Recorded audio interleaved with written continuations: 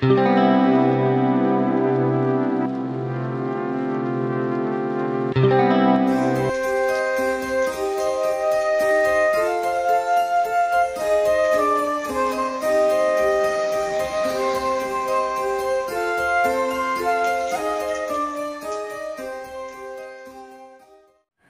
Al-Falaq dan surat An-Nas itu biasa disebut dengan surat Al-Mu'awwidzatain.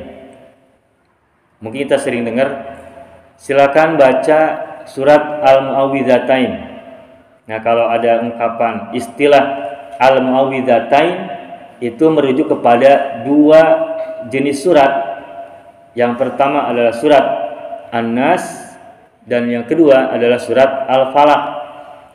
Kenapa kedua surat ini lazim disebut dengan istilah Al-Mu'awwidzatain? Karena kedua surat ini dua-duanya diawali dengan atau ada kata yang berbunyi a'udzu. Ya, ini ungkapan dalam surat ayat pertama, qul a'udzu birabbil falaq dan qul a'udzu birabbin nas. Baik surat An-Nas maupun surat Al-Falaq dua-duanya ada kata a'udzu, artinya aku berlindung. Karena dua surat ini di dalamnya ada kata a'udzu, dan juga dengan dua surat ini kita bisa berlindung kepada Allah dari berbagai macam kejahatan yang disebutkan dalam kedua surat ini, maka kedua surat ini lazim disebut dengan surat Al-Mu'awwidzatain. Qul a'udzu birabbil falaq sampai selesai, dan qul a'udzu birabbin nas sampai selesai. Dan dua surat inilah yang lazim atau selalu kita baca di berbagai macam kesempatan. Selain surat yang dimulai oleh qul yang lain, yang oleh kita kadang-kadang disebut dengan surat trikul, tiga qul. yakni surat yang ketiganya adalah surat Al-Ikhlas. Qul huwallahu ahad, Allahus samad, lam yalid walam yulad walam yakul lahu kufuwan ahad. Itu yang pertama. Yang kedua adalah qul a'udzu birabbil falaq, dan ketiga adalah qul a'udzu birabbin nas. Ketiga surat ini juga lazim menjadi satu rangkaian bacaan-bacaan kita untuk momentum-momentum tertentu, termasuk juga diwirid oleh kita secara biasa rutin, biasanya menjelang tidur.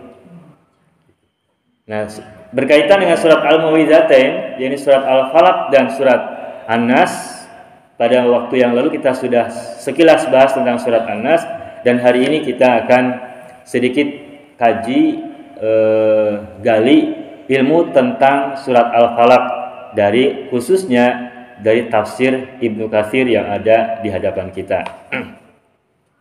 Pertama, sebagai wawasan yang perlu kita tahu agar kita semakin tahu tentang kandungan dan juga apa itu surat Al-Falaq, saya akan coba bacakan satu atau dua hadis Nabi yang tercantum dalam kitab Ibnu Katsir ini. Pertama, ada sebuah riwayat yang disebutkan, qala al-Imam Ahmad haddatsana Affan haddatsana Hammad bin Salamah akhbarana Asim ibnu Bahdalah an Zirrin ibni Hubaysh qala qultu li Ubay ibni Ka'bin inna ibna Mas'udin la yaktubu al-mu'awwidhataini fi mushafihi faqala ashhadu anna Rasulullah akhbarani anna Jibril alaihi salam qala lahu qul a'udzu birabbil falaq faqultuha qala qul a'udzu birabbin nasi faqultuha fa nahnu naqul ma qala an-nabiyyu. Nah, ini hadis yang pertama yang diriwayatkan oleh Al-Imam Ahmad dengan sanad seperti yang tadi kita bacakan. Nah, kata Zir bin Hubaysh, ia berkata kepada Ubay bin Ka'ab bahwa Abdullah bin Mas'ud itu tidak mencantumkan kedua surat Al-Mu'awwidzatain ini di dalam mushafnya. Nah, kalau kita belum tahu sejarah mushaf-mushaf Al-Quran pada zaman dulu ketika Rasulullah masih hidup lalu wafat, nah mungkin maksudnya kita nggak begitu paham maksudnya apa mushaf Ibnu Mas'ud, atau mungkin nanti ada mushaf Ubay bin Ka'ab, ada lagi mushaf Ali bin Abi Thalib dan sebagainya. Nah, tapi kalau kita sudah tahu tentang penjelasan mengenai mushaf-mushaf pada masa dulu, itu kita akan tahu bahwa pada masa Rasulullah itu kan ada banyak penulis wahyu di kalangan sahabat. Nah, di antara sebagian sahabat itu setelah Rasul menerima wahyu dari Allah melalui malaikat Jibril, lalu Rasul menyampaikan kepada para sahabat. Nah, oleh para penulis wahyu itu Al-Quran yang dibacakan oleh Jibril pada Rasul itu dituliskan. Nah, ada sahabat anu mengumpulkan lalu menuliskan dalam mushaf mereka masing-masing. Nah, di antara sahabat yang menuliskan, mengumpulkan ayat-ayat Al-Quran atau surat-surat Al-Quran itu, di antaranya adalah Abdullah bin Mas'ud atau yang biasa disebut dengan Ibnu Mas'ud. Abdullah bin Mas'ud, Abdullah putranya Mas'ud. Ada juga sahabat Nabi yang lain namanya Ubay bin Ka'ab. Beliau juga memiliki catatan lalu mengumpulkan, menuliskan dalam mushafnya yang dalam kalangan ulama tafsir disebut dengan mushaf Ubay bin Ka'ab. Kalau tadi mushaf Ibnu Mas'ud, nah ada juga mushaf yang lain, mushaf Ali bin Abi Thalib dan mushaf beberapa sahabat yang lain. Nah, ini tadi ada pernyataan dari Zir bin Hubaysh, ia berkata kepada Ubay bin Ka'ab. Ubay bin Ka'ab salah satu pemilik mushafnya. Nah, Ibnu Mas'ud juga pemilik mushaf. Nah, kata Zir bin Hubaysh kepada Ubay bin Ka'ab, ia berkata bahwa Ibnu Mas'ud tidak mencantumkan kedua surat Al-Mu'awwidzatain ini di dalam mushafnya, di dalam mushaf Ibnu Mas'ud. Jadi Ibnu Mas'ud tidak memasukkan surat Al-Mu'awwidzatain, Qul a'udzu birabbil falaq dan Qul a'udzu birabbin nas dalam kumpulan mushaf yang dia susun. Nah, tetapi kemudian kata Ubay bin Ka'ab, dia berkata, "Asyhadu anna Rasulullah," aku bersaksi, kata Ubay bin Ka'ab, bahwa Rasulullah telah memberitahukan kepadaku, akhbaroni anna Jibril alaihi salam, bahwa Jibril alaihi salam telah berkata kepadanya, qala lahu qul a'udzu birabbil falaq faqultuha. Jibril telah berkata kepada Rasulullah tentang surat qul a'udzu birabbil falaq, lalu beliau mengatakan surat tersebut, artinya mengucapkan dan menyampaikannya. Qala qul a'udzu birabbin nas, dan juga berkata qul a'udzu birabbin nas faqultuha, dan aku juga mengatakan atau mengucapkan surat tersebut, qul a'udzu birabbin nas fa nahnu naqul ma qala an-nabiy, dan kami mengatakan apa yang Rasul katakan. Nah, itu ya. Jadi sedikit wawasan saja. Itu yang pertama. Terus yang kedua berkaitan dengan surat Al-Falaq dan An-Nas, juga ada hadis yang lain yang menceritakan bahwa surat Al-Falaq dan surat An-Nas ini merupakan dua surat yang sangat dianjurkan, lazim kita baca baik saat kita terjaga maupun saat kita menjelang tidur. Ini ada kalimat faqara bihima summa marra bi faqala kaifa ra'aita ya aqib iqra bihima kullama nimta wa kullama qumta. Rasul berkata kepada salah seorang sahabatnya yang bernama Aqib, bacalah kedua surat ini kullama nimta wa kullama qumta, pada saat engkau, maksudnya menjelang tidur. Kalau tidur kan nggak mungkin membaca ya. Bacalah kedua surat ini setiap engkau hendak tidur dan setiap kali engkau sedang terjaga atau bangun. Maka ya insya Allah kita biasa kalau menjelang tidur kan, diantara bacaan-bacaan kita wirid yang biasa kita lazim baca itu selain Al-Ikhlas juga Al-Falaq dan surat An-Nas, ditambah biasanya dengan ayat kursi atau dengan ditambahkan pula dengan zikir-zikir yang lain kayak tasbih, kayak istighfar, juga sholawat. Ini yang biasa kita baca.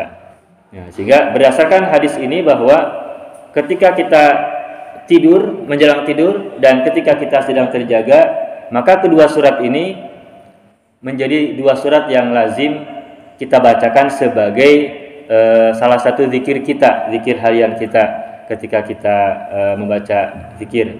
Bahkan dalam al-ma'thurat, yang baik ma'thurat pagi maupun ma'thurat sore, dua surat ini pun termasuk dua surat yang masuk dalam rangkaian bacaan. Dua surat ini, surat Al-Mau'izatain, Al-Falaq, dan An-Nas. Nah, baik, berikutnya lagi Rasul bersabda ya, qala li Rasulullah sallallahu alaihi wasallam, iqra bil mu'awwidzatain fa innaka lan taqra'a bimithlihima. Rasul bersabda, bacalah surat Al-Mu'awwidzatain ini, dua surat Al-Mu'awwidzatain ini, fa innaka lan taqra'a bimithlihima, karena sesungguhnya engkau tidak akan pernah menemukan dua surat seperti kedua surat ini. Nah, redaksi kalimat hadis ini maksudnya adalah bahwa dua surat ini memiliki keunggulan yang tidak ditemukan, yang tidak didapatkan dalam dua surat yang lainnya. Saking tingginya kedudukan dan juga kalau disebut fadilah dalam kedua surat ini. Nah, kesimpulan dari pengantar tentang riwayat-riwayat berkenaan dengan surat Al-Falaq dan An-Nas ini adalah bahwa kedua surat ini, Al-Falaq dan An-Nas, adalah dua surat yang memiliki fadilah, keutamaan yang harus menjadi kebiasaan kita untuk dibacakan, baik saat kita menjelang tidur maupun saat kita sedang terjaga dalam posisi pikiran ataupun kesadaran kita sedang segar ataupun di luar tidur. Itu kesimpulannya. Nah, ini berkaitan dengan hadis-hadis tentang sekilas mengenai surat Al-Falaq dan surat An-Nas. Nah, baik, sekarang kita coba berikutnya. Ada hadis lagi yang lain yang menceritakan tentang bahwa kedua surat ini termasuk dua surat yang dibacakan untuk obat. Mungkin bagi mereka yang biasa bacakan ruqyah, ini juga termasuk dua surat yang selalu dibaca ya. Nah, ini ada hadis Nabi bercerita tentang ini. Saya bacakan sebentar. An Jabir bin Abdullah qala li Rasulullah, iqra ya Jabir. Wahai Jabir, bacalah. Qultu, aku berkata, maksudnya Jabir berkata, wa ma aqra bi abi anta wa ummi, demi ayahku dan ibuku, apa yang aku baca ya Rasulullah, gitu, kata Jabir. Qala, kemudian Rasul bersabda, iqra qul a'udzu birabbil falaq wa qul a'udzu birabbin nas. Bacalah atau bacakan surat qul a'udzu birabbil falaq sampai selesai dan qul a'udzu birabbin nas sampai selesai. Faqara'tuhuma, kemudian Jabir bin Abdullah berkata, faqara'tuhuma, kemudian ia juga membacakan kedua surat ini. Nah, kemudian Rasul bersabda lagi, faqala iqra bihima walan taqra'a bimithlihima.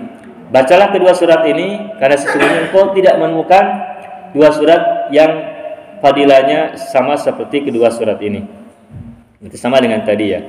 Nah, kemudian wa taqaddama haditsu Aisyah anna Rasulullah, dan juga telah sebelumnya sudah disebutkan hadis yang diriwayatkan oleh Aisyah bahwa Rasulullah membaca surat ini wa yanfuthu fi kaffaihi wa yamsahu bihima ra'sahu wa wajahu wa ma aqbala min jasadihi.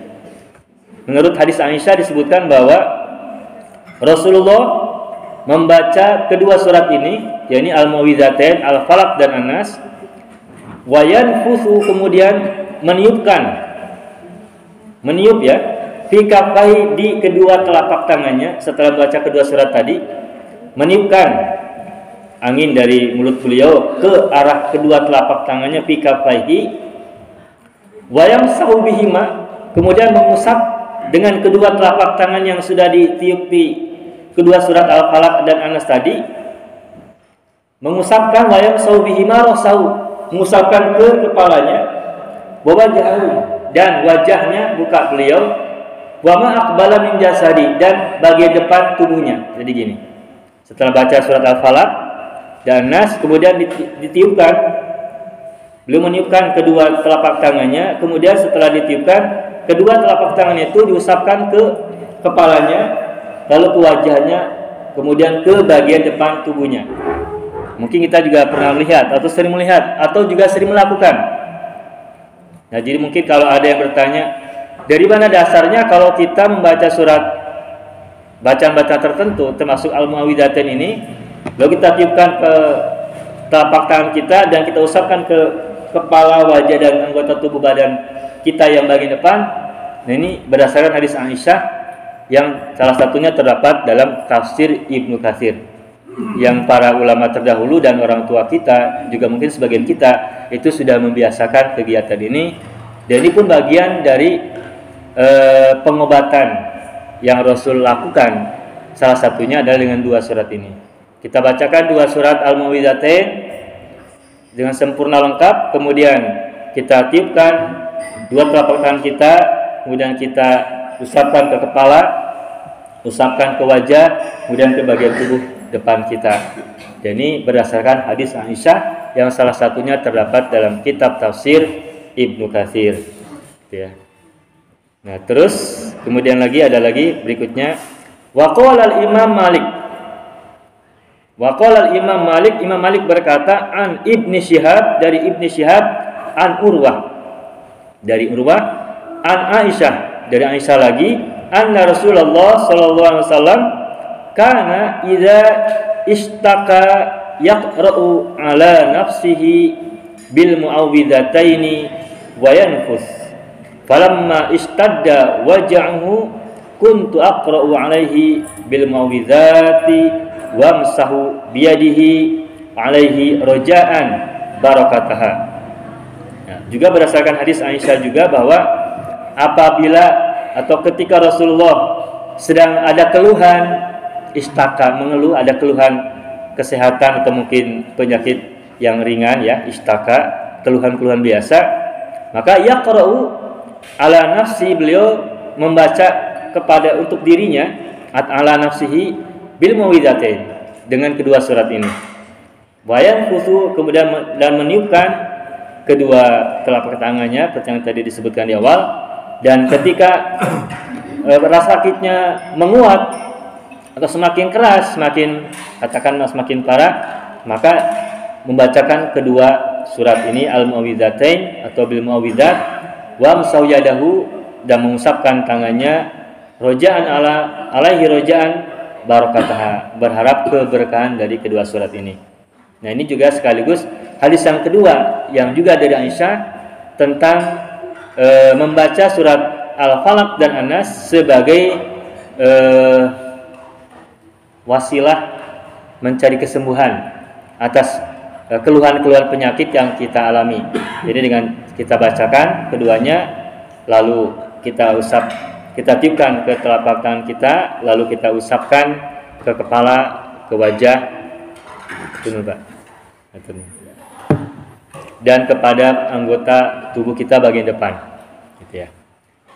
Cukup untuk riwayat mengenai sekilas surat Al-Mu'awwidzatain, Al-Falaq dan An-Nas sebelum masuk ke dalam bahasan.